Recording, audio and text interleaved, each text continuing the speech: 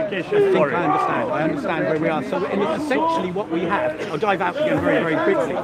We have one group of monotheists, the Muslims, who would have a community that came from a sacred text. But as Christians, we have a sacred text that came from the community. Yes. And I would say that the same,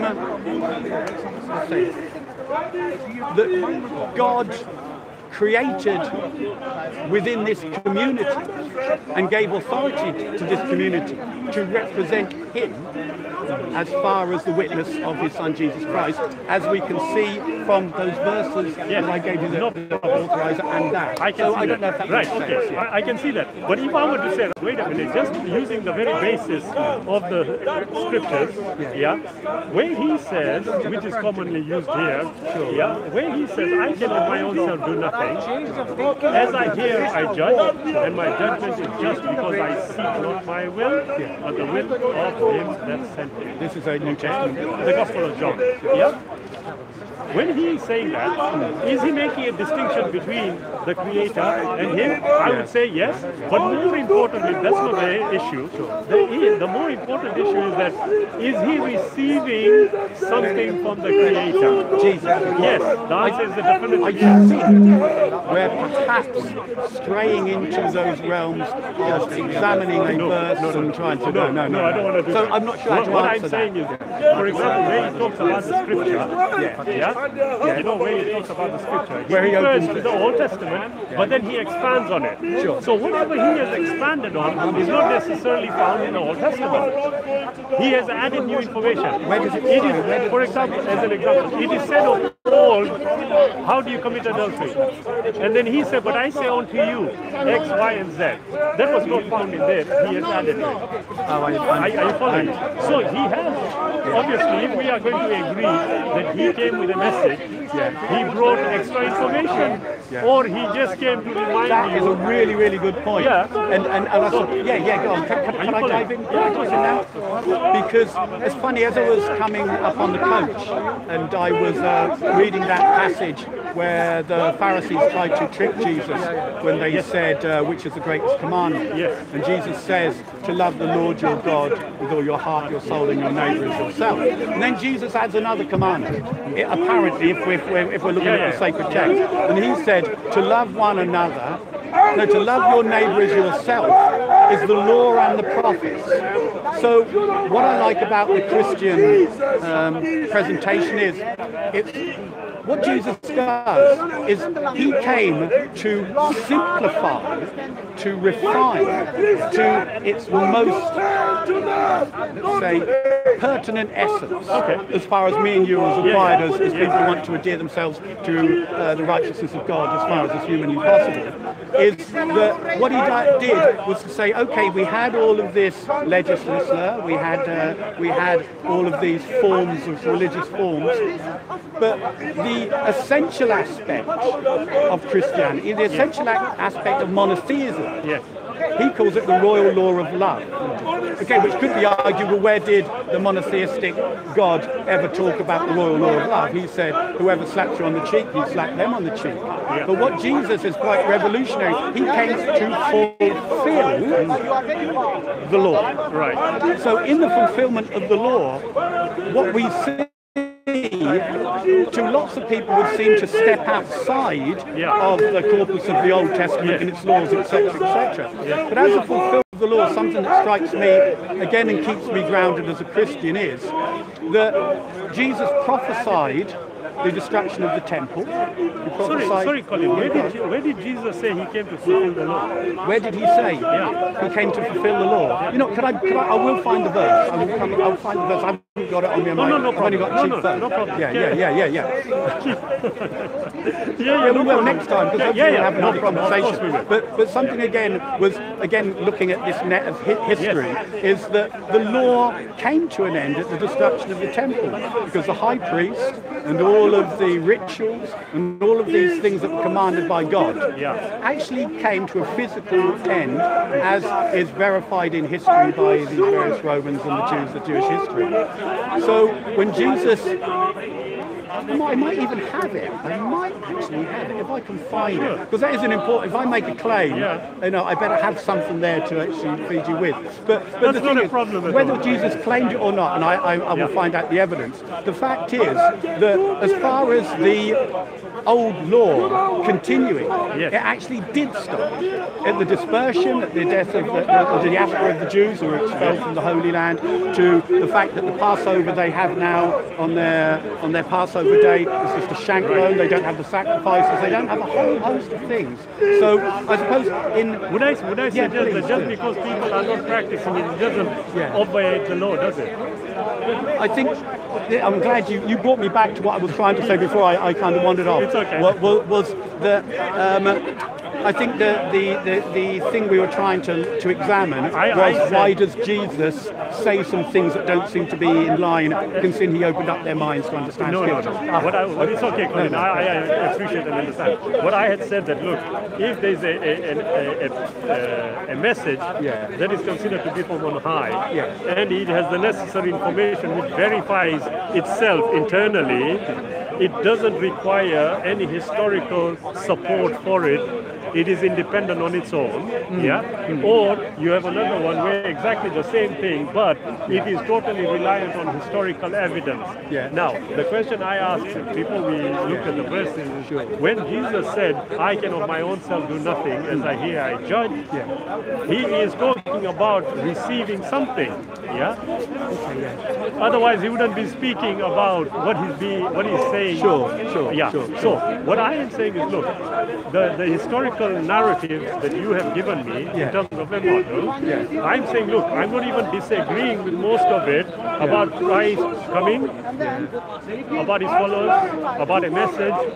Totally agree with all that. The written part, would you? That's what I'm addressing now. Right, The written part, can it stand independently on its own? Now, you rightfully said in the conversation that, look, we don't look, and you cannot think of any church fathers, from the top of your head, who consider the New Testament to be the veritable Word of God.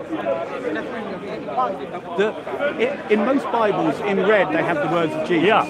The Sermon on the Mount. They would most definitely have, within this flow of the biography, there would have been portions of it that are ascribed directly to Jesus, which they would accept as the heart of the message. Agreed. But what we have to try and, how can I say, wrestle with, I like better that. word, It's good. wrestle with is the internal evidence. So, for example, I'm sure you are familiar with 2 Timothy 3:16. All Scripture is inspired of God. Right. Okay. This is Paul for talking doctrine, about the Old reproof, Testament. correction, and instruction unto righteousness. When he said all Scripture is inspired of God, shall we consider the New Testament to be Scripture? He's talking about the Old Testament. This is No, but Paul. I'm asking you, when he says all Scripture, is that inclusive of the New Testament? When he said it, no. So, do we exclude the New Testament totally? No, because we're back to where we started off. Exactly. See, up until the establishment of the church, which we see within Scripture, and then as a vehicle, because I like this, you said we're wrestling with this thing as a vehicle. This thing as a vehicle, which for Christians, for me, I'm convinced was called the Catholic Church. So I'm wrestling to see what it carried with it, who were the people in charge of it, where did they get their authority to even be in front of the driving seat, and I suppose could I, what's the word for it? Could you indulge me just a bit, because I suppose the bottom line for me is I have a collection, and we've gone through, you've been very patient with me, but sorry, Colin. Mohammed, 5 minutes. Yes, 5 minutes. 1 minute. 5. Okay, did you want to go now?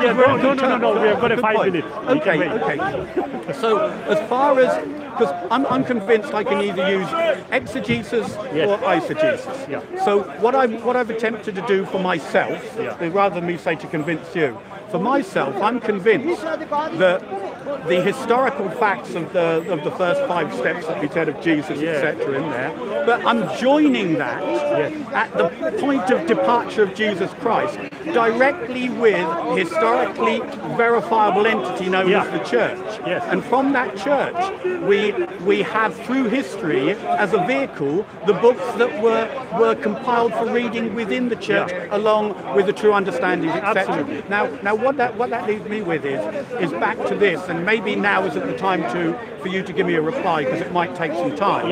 But this space, and it's a very good term that you used, I've attempted to fill this space using texts from the New Testament, using evidences from the early church fathers where these verses were simultaneously part of, and tried to not include my interpretations of any verses.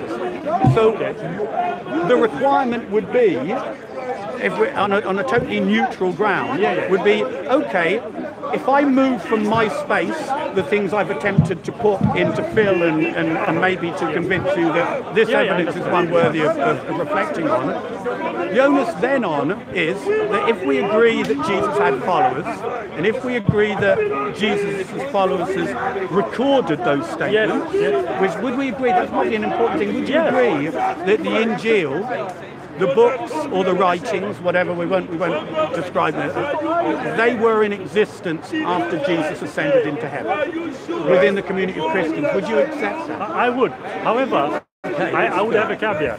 You see, when I have been, all the time that I've been discussing, the most important thing is to assess the evidence. But in order to assess it, we would need, and this is a common word that I use, we would need a yardstick. Right. Now, my contention is that the yardstick ought to be one that the Creator has provided. Okay. Yeah?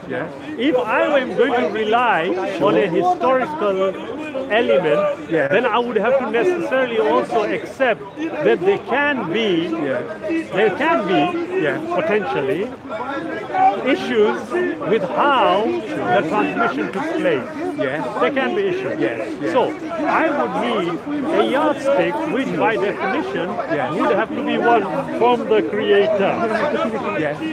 From the Creator. That's how I would view it.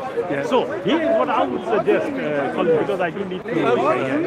Could we pick it up again another time I come down? I was about to say, how often do you come here? We come every 4 weeks. But what I will do, Colin, I'll give you a card. Thank you for that. And what we can do, we can communicate over the net also via email. I appreciate that. That's my email there. Drop me an email, definitely. Colin, overt communication is wonderfully liberating, isn't it? Absolutely. And then what we can do, I can then tell you when we are due to come, and then we can hopefully meet up. But what I would suggest for the next one, what we can do, I would prefer to have a basis. The historical element must carry on its own the information. But I am turning it the other way and saying, look, if we look at the internal evidence, that should suggest to us whether the message that we are talking about is from God. I will take this extension for you, Colin, and I will say, right, Colin, I agree with you. On the basis of the evidence, there seems to be a continuation from the Old Testament to the New Testament. What I would usually say, wait a minute, Colin, there is a continuation, but I would suggest also there may be a continuation from the New Testament. Okay, that's an interesting There's a possibility, but that should be evidence-based. Okay, right. So what I would say is, hopefully next time we meet again, we'll pick it up from here. Hopefully we'll be able to iron out all the issues over email. And then when we come here, we can go straight in. I wonder if I could ask you maybe to reflect on this and maybe think about it and come back, because I was really pleased when you said, and it kind of, sometimes someone says something and it snaps your attention. When you said we need to fill this space. And for me to, let's say, personally consider moving from my evidence.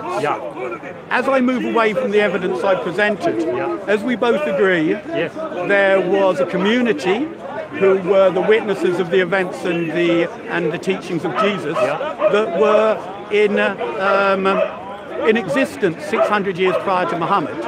Now, as I move my evidence away, and because, say, as a Muslim, I would be required to believe in the Torah and the Injil, Yeah. I need, as I move away, you to bring in your alternative explanation as to who the Christians were, how they worship, etc. That's what I need to No move problem. from. I will, God willing, we will do that. Sure. But I will also use the internal evidence to establish what I am saying. For sure. For So sure. that Can I will just take us say this? Because I hope we'll get to the stage where I will be able to say, you know what, I'm going to move my evidence away. Yes. But then we have to wrestle with what we left with, and that's where the interesting And part then- we get. Absolutely, and that is why I said, Colin, hopefully the continuation perhaps does continue, and we can address that. Yeah. Well, God bless you. No, I really do pleasure, appreciate. God bless Colin. you and your family. Do forgive me if I've said anything. No, untoward. you That know was not what? the intention at all. No, likewise. Likewise, yeah. As we were getting to the meat, I was aware of a spirit, you know, when the shouting's going, and I thought the old man has got to go to sleep, the old man that was becoming a Frankenstein's monster. He didn't want to be, and I'm glad we got through this first encounter. Yeah. I don't see any You know, as reason a why. fail-safe, for me, I invite you at the first time, and I think you're a man with the spiritual kind of insight to say, I can feel the flesh, Colin. Can you just get a grip? Because I need someone like my accountability partner to say, Colin, because it needs to be suppressed. Because if it isn't, you know how things go, and I never ever want that to happen. No. So, God willing, it shouldn't. Look, at the end of the day, we have mutual respect. We are here. We are talking about what we have as our point of view. And there isn't a need to be offensive. There isn't a need to be sarcastic. Yeah. Where the need arises, one forewarns that, look, I'm about to say something which may be unpalatable. But it is for the I would spirit like of to say discussion. to my Christian brothers and sisters, if you do watch this video, that as far as following the teachings of your founder and my founder, Jesus Christ, I think Jesus will have smiled on the conversation that we've had. And it's not for me to tell you how to conduct your conversations, but conduct them as a Christian, as Jesus would want you to. That's good advice to our Christian brethren. I think at 2 or 3 o'clock, some of them will come. Can you approach them? I'm disappearing over there. God bless you. Likewise. Salam alaikum. Thank you, Sam. Look after yourself. And you, And thank hopefully you. communicate and we'll take it forward. For sure. from there. Excellent. Excellent. Thank you very much. Sorry. I'm trying to pick it up. Okay, brother. Assalamu alaikum, Sheikh. How are you? Alhamdulillah. MashaAllah. Thank you, sir. How are you? Other brother, they said didn't come. See you later, inshallah. And please like. Okay, inshallah.